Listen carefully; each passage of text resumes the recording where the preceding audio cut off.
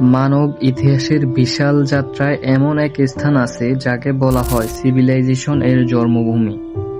সেই স্থানই হলো মেসোপটেমিয়ার দুই নদীর মাঝখানে অবস্থিত টাইগ্রিস ও ইউফ্রেটিস। আজ থেকে প্রায় ৬,০০০ বছর আগে এই উর্বর উপত্যকাতেই গড়ে উঠে বিশ্বের প্রথম সাংগঠনিক নগর সভ্যতা। মানুষ যখন প্রথম স্থায়ীভাবে বসবাস শুরু করলো, চাষাবাদ করলো, তখনই জন্ম নিল ইউরুক, ইউর, ব্যাবিলন আর এর মতো নগর রাষ্ট্রগুলো। এখানেই তৈরি হয়েছিল ইতিহাসের প্রথম লিখন পদ্ধতি কিউনিফর্ম। মাটির পলকে খোদাই করা সেই দাগগুলো আজও আমাদের জানায় তাদের জীবনের গল্প।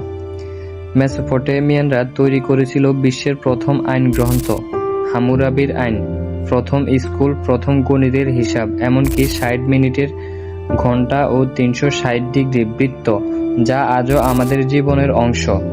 এখানে জন্ম নিয়েছিল শক্তিশালী সাম্রাজ্য সুমেরীয়, আক্কাদীয়, ব্যাবিলনীয় এবং আসিরীয়। তাদের তৈরি বিশাল জিগোরাট, দেব-দেবীর উপাসনা এবং জ্যোতির্বিদ্যার জ্ঞান প্রাচীন বিশ্বকে নতুন দিশা দিয়েছে। মেসোপটেমিয়া শুধু একটি সভ্যতা নয়, এটি মানব জগতের প্রথম সাংগঠনিক চিন্তা, নকশা ও উন্নতির প্রতীক।